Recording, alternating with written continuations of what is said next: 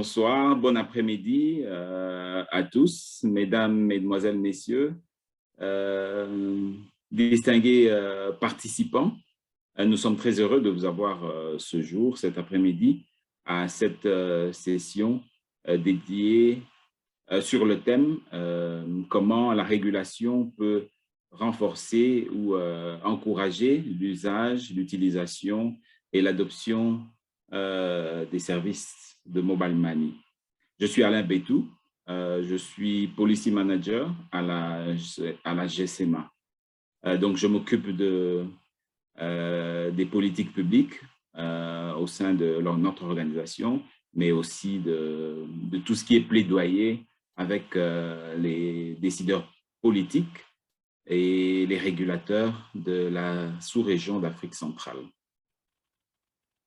Je vous souhaite donc la bienvenue.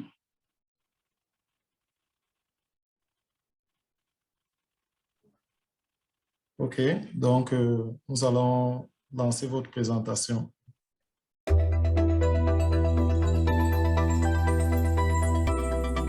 Bonjour à tous, messieurs, mesdames, mesdemoiselles, messieurs. Nous vous remercions d'avoir accepté de prendre part à cette session Pathway to 17 Summit, dans laquelle nous allons parler de comment la réglementation peut accroître l'adoption et l'utilisation du mobile money. Je suis Alain Bétou, Policy Manager à la GSMA. La GSMA, c'est une organisation qui représente les intérêts de l'industrie mobile au niveau mondial. Elle réunit près de 750 opérateurs de réseaux mobiles et près de 400 entreprises de l'écosystème large du mobile, qui comprend les fabricants de téléphones, de combinés, des entreprises de logiciels, les fournisseurs d'équipements, mais également d'Internet. La GSMA organise des principaux événements du Congrès mondial du mobile qui se tiennent chaque année à Barcelone, à Los Angeles et à Shanghai. Elle organise également des conférences régionales Mobile 360 en Afrique et en Asie. Maintenant, nous allons aborder le vif de notre sujet. Avant de démarrer, de commencer, je vais vous donner un petit aperçu de ce que nous attendons, de ce quoi nous allons parler. Nous allons d'abord définir ce que c'est le mobile money du point de vue de la GSMA et de l'industrie mobile. Ensuite, nous allons donner un aperçu de la situation du mobile money en 2020. Après, nous allons parler du rôle d'une régulation efficace du mobile money avant d'aborder le point concernant les moyens, les mesures réglementaires qui peuvent permettre d'accroître l'adoption et l'utilisation du mobile money. Qu'est-ce qu'est le mobile money? Eh bien, pour être considéré comme mobile money, certains critères doivent être remplis. Il s'agit de permettre le transfert d'argent, mais également des transactions qui permettent de recevoir ou d'effectuer des paiements au moyen du téléphone mobile. Le mobile money, il est considéré comme tel lorsqu'il est disponible pour les personnes qui ne sont pas bancarisées, c'est-à-dire les personnes qui n'ont pas un compte bancaire officiel auprès d'une institution formelle. Et on parle du mobile money lorsque il existe un réseau de points de distribution qui peuvent inclure des agents en dehors des succursales bancaires et qui rendent le service accessible. La dernière condition, c'est que les services mobiles, les services bancaires mobiles ou les solutions de paiement qui utilisent le téléphone mobile comme canal pour accéder à un produit bancaire traditionnel sont exclus. Voilà les 4 conditions qui nous permettent de déterminer si un service fait partie du mobile money ou pas. Nous allons maintenant vous présenter la situation du mobile money à la fin 2020. La GSMA a adressé un rapport, State of Industry Report on Mobile Money in 2021, qui révèle une accélération spectaculaire des transactions mobiles durant la période de la pandémie du COVID-19. En 2020, le mobile money a rendu les services financiers plus inclusifs en particulier pour les personnes mal desservies. Donc, à la fin 2020, on a enregistré au niveau mondial une augmentation de 13% du nombre de comptes Mobile Money enregistrés pour atteindre près de 1,2 milliard de comptes Mobile Money qui ont traité plus de 2 milliards de dollars américains de transactions par jour. Le Mobile Money est devenu la principale plateforme de paiement numérique, surtout dans les pays à faible revenu. Alors, la valeur des paiements marchands effectués par Mobile Money a augmenté de 43% en 2020 pour atteindre en moyenne 2,3 milliards de dollars par mois. Les envois de fonds internationaux via le Mobile Money ont augmenté de 65% pour atteindre plus d'1 milliard de dollars envoyés chaque jour. Quelles sont les raisons qui ont permis l'expansion du Mobile Money en 2020? On peut remarquer que le succès est attribué à l'adoption généralisée des téléphones mobiles, mais aussi à l'expansion des réseaux mobiles, parce que sans le réseau, il est impossible d'avoir accès aux services mobiles, y compris aux services Mobile Money, mais également aussi grâce à un vaste réseau de distribution. Donc, l'utilisation du Mobile Money pour l'achat des produits et services essentiels a également contribué à la hausse des paiements marchands, des paiements numériques à travers le téléphone mobile de 43% en 2020. Les réformes réglementaires positives enregistrées dans certains marchés en réponse à la pandémie ont également suscité une adoption massive des services mobiles. Comme vous savez, suite à certaines mesures de restriction et de confinement, il devenait impossible aux populations, aux personnes de se déplacer pour faire des achats, pour faire des transactions. Et c'est là que les personnes ont utilisé le Mobile Money, leur téléphone le Mobile Money via leur téléphone pour faire des transactions. Il y a également le changement des comportements des consommateurs et la mise en œuvre d'une grande souplesse dans les exigences d'identification du client, KYC, devant faciliter l'ouverture d'un compte. Augmentation des limites des transactions a également permis d'accroître les valeurs des transactions effectuées par le Mobile Money. Pourquoi devrait-on réguler le Mobile Money de manière efficace? Eh bien, une bonne réglementation efficace est nécessaire pour pouvoir renforcer l'inclusion financière en stimulant l'adoption, mais également réduire les inégalités d'accès tout en stimulant la croissance économique, créer des règles de jeu ouvertes et équitables, promouvoir une concurrence équitable et encourager l'investissement dans le secteur du Mobile Money. Mais nous savons qu'il existe des barrières qui limitent l'adoption et ces barrières requièrent l'intervention de multiples intervenants. Ces interventions doivent être axées sur les principaux obstacles pour rendre le service accessible, abordable, pertinent et sécuritaire. Pourquoi nous disons cela? Parce que nous pouvons voir que il y a encore, quoique le Mobile Money, l'utilisation de Mobile Money s'est répandue de manière exponentielle en 2020, mais il y a encore une bonne partie de la population qui n'utilise pas le service. Et il y a diverses raisons.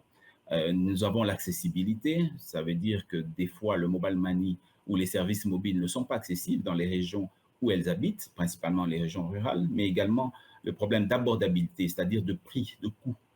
Le coût d'usage du téléphone ou des services mobiles pour certaines populations à revenus faibles peut être un obstacle, mais également le manque de contenu pertinent peuvent également ralentir la croissance du Mobile Money. Donc, il faudrait que les interventions réglementaires mettent l'accent sur ces principaux obstacles. Maintenant, là, nous verrons quelles sont les mesures stratégiques que la GSMA recommande pour renforcer l'accès aux services Mobile Money. Premièrement, le cadre juridique et réglementaire. Il faudrait que le cadre juridique et réglementaire soit favorable, c'est-à-dire c'est un cadre réglementaire qui inspire la confiance, un cadre réglementaire qui permet d'attirer les investissements.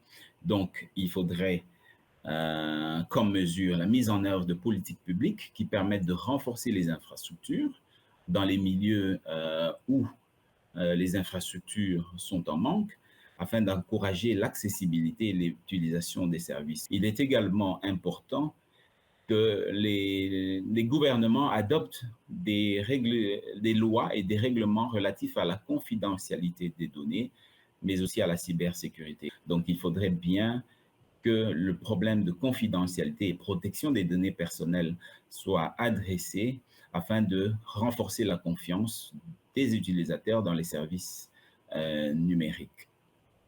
Et également, ce qui est important, c'est que la législation autorise le transfert transfrontalier des données afin de pouvoir booster les échanges commerciaux. Parce que comme on l'a vu, avec le mobile money, il est possible d'effectuer des transactions commerciales.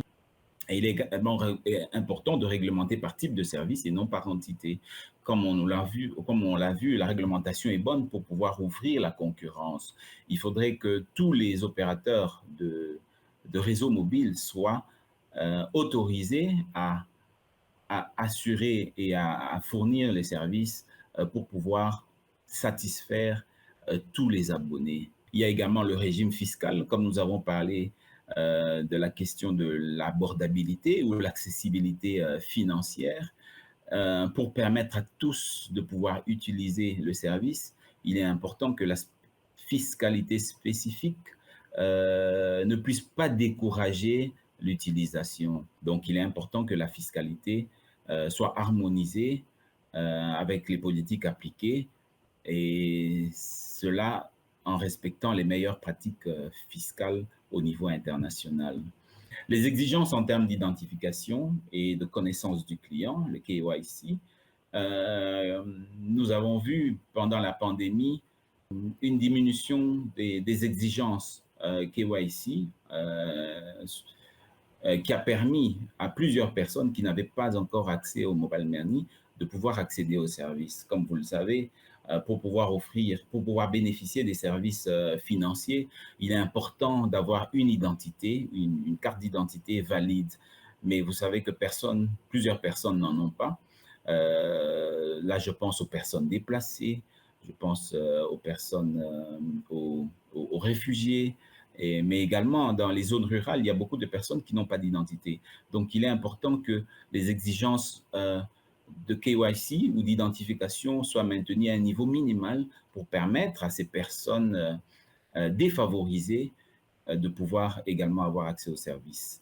Il y a d'autres mesures qui peuvent être prises comme la limitation, l'extension de la limite des transactions, mais aussi l'interopérabilité des services qui fera que tous les abonnés de tous les réseaux mobiles aient la possibilité d'effectuer les services et de transacter avec un compte du même fournisseur ou avec un compte mobile money avec d'un compte mobile money à un compte bancaire. La collaboration entre acteurs du mobile money est importante. Donc, le gouvernement, les décideurs politiques, les opérateurs, la société civile doivent se mettre ensemble pour mettre en œuvre des initiatives qui visent à réduire les inégalités d'accès et améliorer les compétences numériques. Ensuite, nous avons des solutions qui peuvent également faciliter l'adoption du mobile money, c'est-à-dire nous avons premièrement le commerce électronique et les échanges transfrontaliers. Pour cela, il est important que les décideurs politiques mettent en œuvre des mesures de facilitation du commerce électronique via le mobile money, mais aussi de prendre des mesures qui permettent d'intensifier les échanges transfrontaliers par le commerce électronique. L'opéralisation de la zone de libre-échange continentale africaine est également un vecteur important pour faciliter le commerce électronique transfrontalier par l'usage du mobile. Et la dernière mesure, c'est les paiements numériques. Les gouvernements devraient favoriser les services mobiles pour l'accès, l'enregistrement, les paiements et la prestation avec les services publics.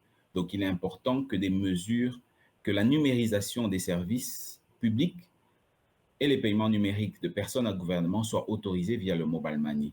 Quelques exemples, dans certains pays, les abonnés et la population a la facilité ou l'opportunité de payer les factures des services de base, électricité, eau et gaz à travers le mobile money, le paiement de divers impôts et taxes, mais également le paiement des contraventions routières, des permis de conduire peut se faire par le mobile money pour pouvoir booster l'adoption et l'utilisation des mobile money. Donc voilà un peu, en gros, les mesures que nous recommandons pour pouvoir faciliter et encourager l'adoption et l'utilisation des services mobile money à travers les téléphones mobiles. Donc, je vous remercie de votre attention. Si vous avez des questions, n'hésitez pas à les poser et nous ferons le plaisir d'y répondre. Merci.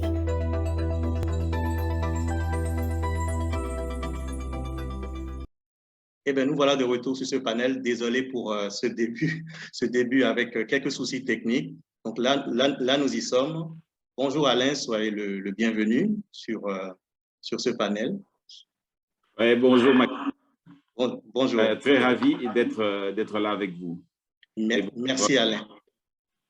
Merci Alain. Alors, le thème sur lequel vous avez eu à faire cette présentation, il s'agit de voir comment le mobile money peut accélérer, peut accroître l'adoption et comment la réglementation plutôt peut accroître l'adoption et l'usage du mobile money. Et nous avons déjà reçu quelques questions dans le chat box. Donc, la première question, en fait, elle découle tout naturellement disons, d'une de vos interventions. Vous avez, par exemple, évoqué un chiffre en 2020, 1,3 milliard de comptes de mobile money sur lesquels 2 milliards de dollars de transactions ont été effectuées par jour. Alors, la question que nous allons vous poser est de savoir, est-ce qu'aujourd'hui, avec la généralisation, l'accélération du mobile money, est-ce qu'on peut dire que les fintech et les opérateurs de mobile money sont en train de sonner le glas de la banque? Pourrais-tu répéter la question? J'ai eu quelques soucis avec mon ordinateur là. D'accord. Alors, je répète la question. Ouais. Je répète la question avec plaisir. Alors, vous avez évoqué dans votre intervention un chiffre, en tout cas deux, je dirais plutôt deux. Déjà, en 2020, 1,3 milliard de comptes de mobile money ont été enregistrés. Et sur ces 1,3 milliard de comptes, ils ont enregistré globalement 2,3 milliards de dollars de transactions par jour. Et donc, la question est de savoir si aujourd'hui, avec les fintech, avec l'avènement des fintech et des opérateurs mobile money, est-ce qu'on peut considérer qu'ils sont en train de sonner le glas des banques traditionnelles? Bon, je crois que c'est une affirmation que moi, je ne ferai pas.